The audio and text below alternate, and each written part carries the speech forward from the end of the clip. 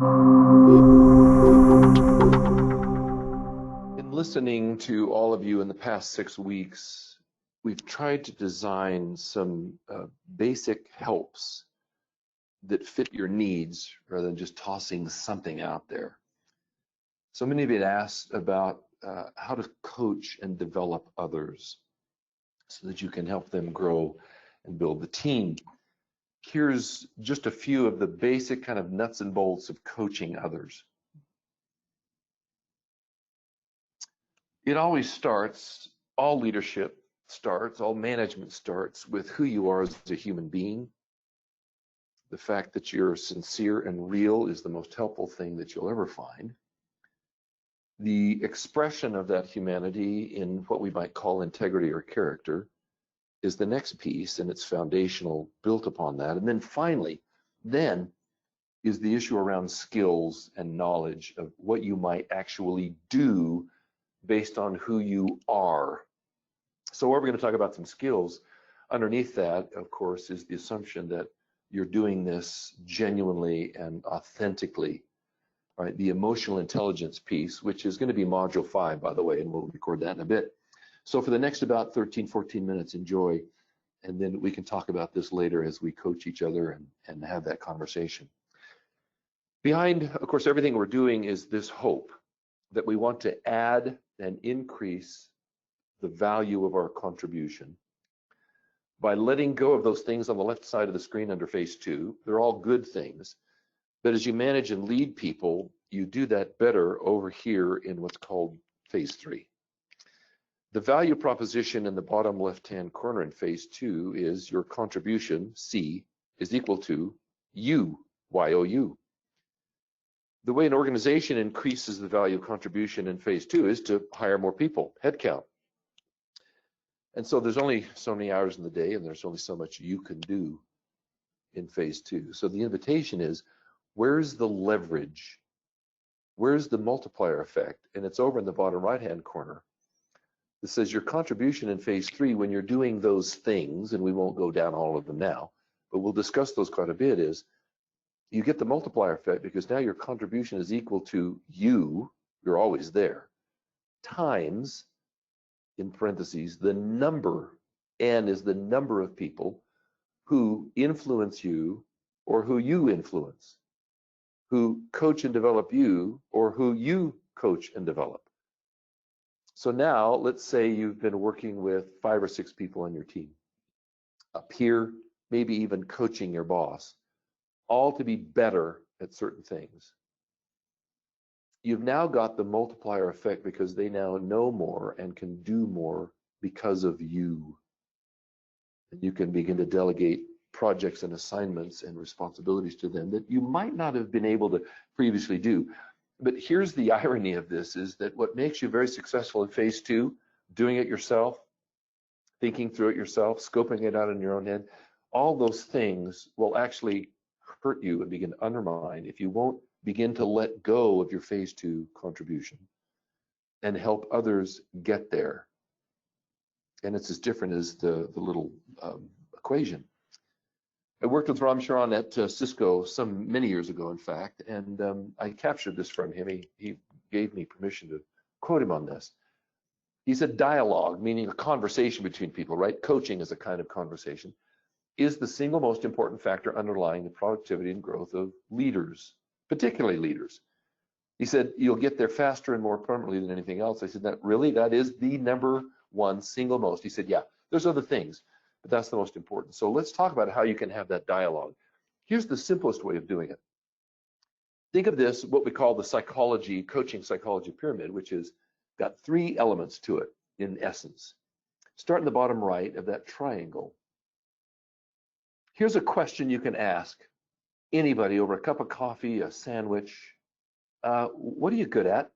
Where do your strengths lie? What are your capabilities? And let them brag a little bit about what they're good at and what they know.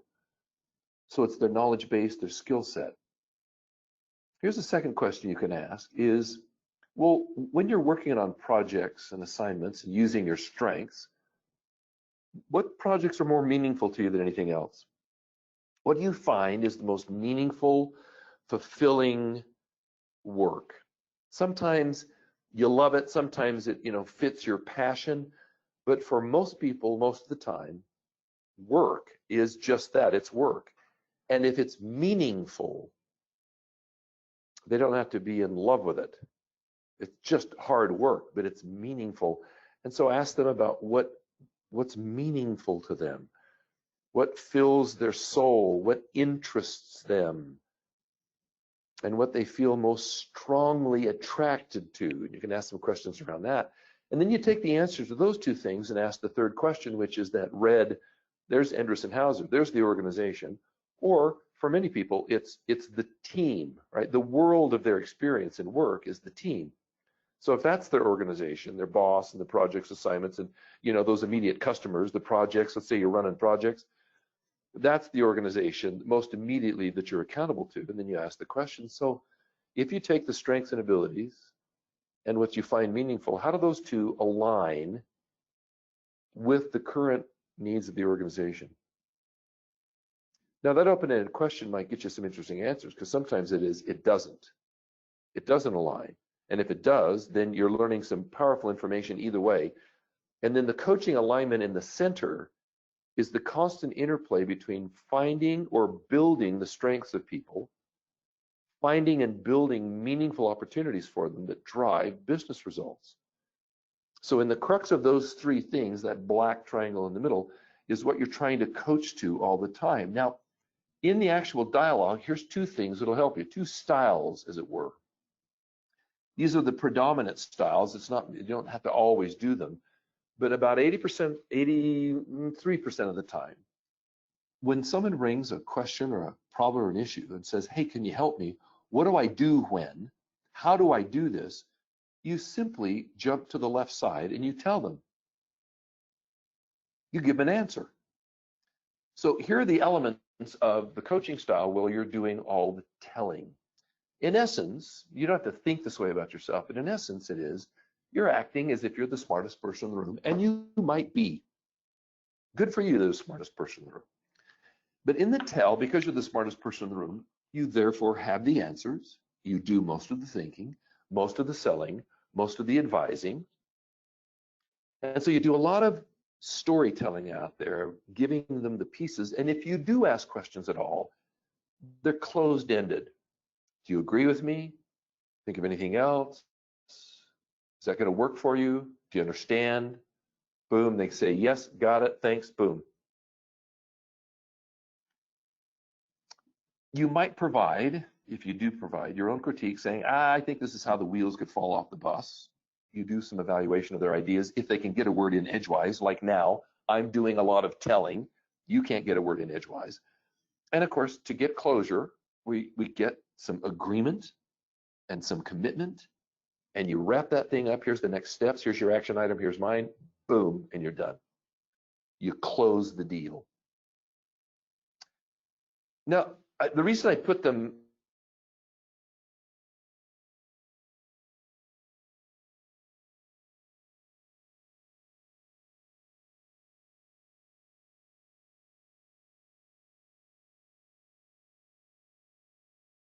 as two good coaching styles is there's some things about this that are pretty good.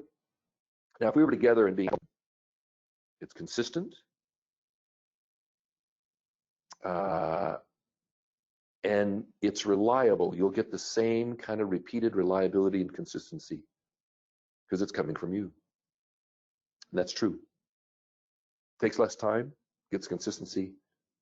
You can formalize the practice that's in your head from your experience of being the smartest person in the room. It's a very phase 2 approach to coaching. Sometimes it's appropriate. It's very appropriate. If you have a brand new employee who's never had a job, real job, a day in their life, you may want to help them learn and grow and develop by coaching them by doing most of the teaching, most of the telling. They're in phase 1. Not a bad approach. The other one is, it's an emergency. When someone's on fire or drowning, you don't want to ask them questions. Just get it done. However, what's the downside to doing all the telling? I was with one of the 13 recently, and we were looking at this. He sat back in a chair and says, oh, Brett, the downside is they never have to do any thinking for themselves. Okay, what happens then? Well, you might get compliance from them, but they have to come back to you every time there's a new problem because they've never thought through it themselves. They don't know the pieces. He sat back further in his chair, he put his hands kind of on his forehead and said, "Oh no, they don't own it. They don't own it." And he was exactly right. You own it. You plow the field, you plant the seed, you have it grow about halfway up, and then you kind of hand it over to them. They don't own it. This is usually the default position, to just tell them. They ask you a question, you just tell them. It's quick, it's simple, it's fast, boom. Here's what I'm going to invite you to do is try this style and default to this style on the right side. That your predominant way of approaching and having a dialogue, your predominant activities will be to coach people by asking them. And here's the basis of it. You don't pretend, right? But you do act as if you're the dumbest person in the room, that you don't have the answers as you do over in the tell. Even if you do have the answers, bite your tongue and swallow the blood. Do not give the answers. Again, unless it's an emergency, they're in phase one. Be the dumbest person in the room, which means you inquire, a nice Latin word, which means inside. It means to crawl inside their world first, to inquire, to make inquiries. Right? That's why you're asking questions. Another nice Latin-based word, you can see the word facile. It means to make soft or to make pliable, make it easier. And it's easier for you and them to get to the matter at hand. On the left, it's easier and faster, but all you get is your world. Here, it's much easier to crawl into the world of your customer, whether it's an internal or external customer. So you make things a little simpler and easier. You get them to think, so instead of you doing most of it, you get them to do the thinking. You explore their opinions, their perspectives, their ideas, their thoughts, by continuing to ask some questions and mine down deeper. And because you're asking questions, unlike what I'm doing right now, sorry, is you listen and you listen and you listen and you ask another question and you listen. If there is a critique, you ask them. You don't tell them how the wheels will fall off the bus. You ask them, how could the wheels fall off this bus? When might they fall off? How might they fall off? Which one will fall off first? You can mine down into those and get them to tell you. Here, the questions you ask are not closed-ended. These are not the lawyer questions. Lawyers never ask a question, especially in litigation, if you're in a court of law, right? Here's the rule, you all know it. Never ask a question you don't already know the answer to. And don't ask open-ended questions where people can tell a story and guide and influence. Ask questions that are yes or no, that you already have the answers to. So they are there to create a certain story, not to ask for one. In the ask, you don't know what they're going to say. Open-ended questions, they can't say yes or no, and you don't know what they're going to say. Particularly if you don't know them well and you haven't been doing this very often, which is most of us, I suspect, because I'm getting this from most of you is, oh, I really don't ask open-ended questions a lot. So here, instead of closing down the conversation and getting some closure, you're trying to open things up. You build and pull and develop their ideas, their perspectives, their opinions. You get recommendations from them instead of you giving them yours. And finally, as you wrap this thing up, instead of getting closure, bam, you're done, dust your hands off and move on. You leave the conversation, which is what the word means, to converse, to have words with. You leave the conversation open. We'll talk more about that in module 2 and 3 of receiving feedback and giving feedback. Is these conversations need to remain open so there's a place for both people to come and openly and honestly and truthfully speak. Now, I would ask the same questions. What is the upside and downside of the ask? Well, the downside is, most people would say, you can see it already. It's risky. I don't know what they're going to say. They might not have an answer. And this takes longer. you're right, it does. In the short run, it does take longer, and it takes a little longer ongoing once you've established this as a routine. But what's the upside? What's the upside if you consistently, in your development of your team, yourself, a peer, a boss, a customer, if you really crawled into their world to know why are they buying this product, what do they need, and how is it they came to you in the first place, you might learn all sorts of things if you just ask more questions instead of jumping to the presentation and trying to wrap it up and close a deal. So in the short run, it does take somewhat longer, maybe much longer. In the long run, it will prevent a multitude of moments when you're trying to tell. So here's the outcome, and it's very paradoxical. The more you tell, the more you teach, the more you sort of push your expertise out, guess what you get? Again, it's not automatic, it's not foolproof, but the more you'll get this kind of cloned, unthinking compliance. They'll only think within the parameters you've given them, which isn't very big. You might get a little apathy from them. It might kind of kill some engagement because they don't have to engage their brains. You might get resistance. You might get a kind of quiet resentment. Oh, you think you always know the answer kind of muttering. You might even get rebellion, and you clearly don't get innovation. You get nothing new because there's nothing new to give. They know that you're going to sooner or later give them your expert opinion. And because you're the boss, everyone's going to go, okay, that's what we'll do, boss. Hey, and thanks for giving your views, but now that we're all on the same page, right? So telling is about getting everybody on the same page, singing the same notes, and it kills those things outside there in that yellow box. However, again, when I say it's dripping with paradox, it is dripping with this, however, ironically, strangely, mystically, the more you ask and explore and involve them, the more you ask, the more likely, again, there's no guarantee on this one either, but the more likely you'll build these things. People say, gosh, you're asking me these questions, you really care about what I think? Then you can begin to influence them, even with questions. And there is some risk. You might get some new perspectives, even better ideas than you had. I hear this all the time from people I coach. It's like, Brett, I don't have time to coach my people. Like, you don't have time to coach them. What do you have time to do? So you don't have time to build trust and get ownership and better innovative ideas. Yeah, I don't have time, because it does take a little more time, particularly in the short run, before you've built it. I had one manager say, my people are so used to me asking these questions that they come in anticipating, and they've already scoped it out. In our 45-minute staff meetings, they're about 10, 15 minutes now. They own it, and I say, what can I do to help? It's like, we got it. Sometimes I need a resource, or I need to, do something, but they've taken off, and not without a huge amount of resistance.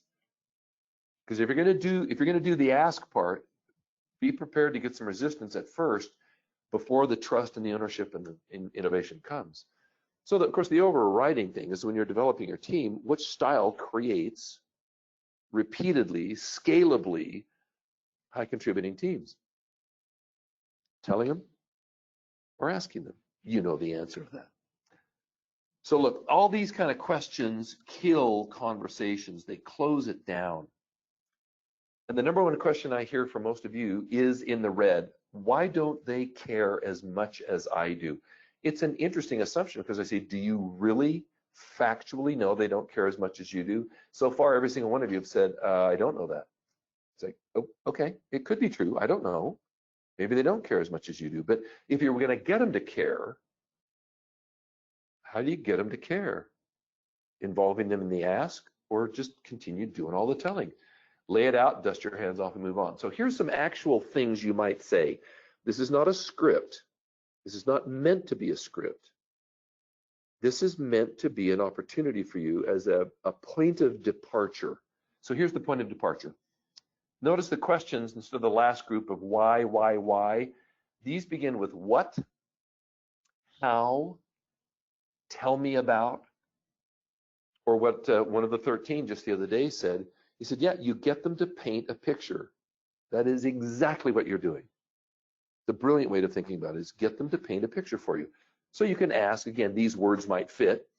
What are you trying to achieve, right? Leadership journey, begin with the end in mind. Go to the objectives. What are your objectives you're trying to achieve? So there's lots of words you can put in there, but jump to the end and say, well, what are you trying to achieve, first of all? And then you can back into it by saying things like, and this softens it, the word seems.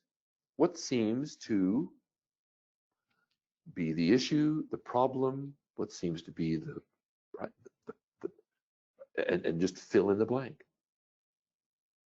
And they have to tell you a story with a what question. What have you, some people say, what have you tried? What have you failed already having done? So you can learn from those mistakes. And this one, these words actually seem to help. Some words are a little better than others. What options have you considered? Like, I have options? It's like, yeah, and I'd like to know what they are. Questions that begin with tell me, or a statement actually that begins to tell me about the people, the data, the resources, tell me about the problem, the issues, tell me about the team, tell me about the customer. And they can paint the picture with a tell me. This next one, in number 6, is called priming the pump. You don't ask them, am I part of the problem? No, of course you're not. They're not going to risk telling you that. But you're priming the pump by saying, look, I know I've not been very good at this. So how am I part of the problem? How am I part of the solution? And this one, 7, what do you recommend? You mean you're asking for my recommendation? My suggestion is like, yeah. What are your perspectives on this and what would you recommend? Of course, you always want to end up something with how can I help? How can I support you? Or the question I'm asking now for some of you is, how can I stay out of the way? I don't want to slow you down. Some of you have started to move so quickly, I don't want to get in your way. And I think it's an important thing. I don't want to get in your way. And then finally, one of the most important questions, which usually people have to go sleep on because no one ever asks them, is, look, of all the things you could possibly do, all the approaches you could possibly, all the options you could choose, what do you feel would be the right one? It's the ethical question of what's the right way? What's the quality-based way? What's going to really have our customers be delighted in us? How do we act in the mutual best interest is another way of talking about the right thing to do. Well, finally, here's my wrap up. It is, some people push back and say, well, Brett, but I don't know enough to coach others.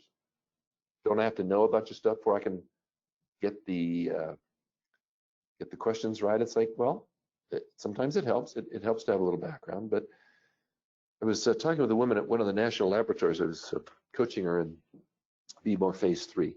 She was the executive vice president there. And she said, you know, I had a coach several years ago. Ron was really helpful to me. He even saved my life. I was going into the hospital to get these treatments, and in a conversation in the parking lot, in fact, as I was leaving to go to get the treatments that weekend, he asked a question of, you know, he says, well, what was your second opinion? What did your second opinion tell you? And she said, I didn't get one.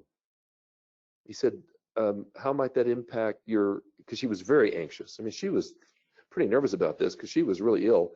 He said, how might that impact your confidence and your anxiety to get a second opinion? How? What?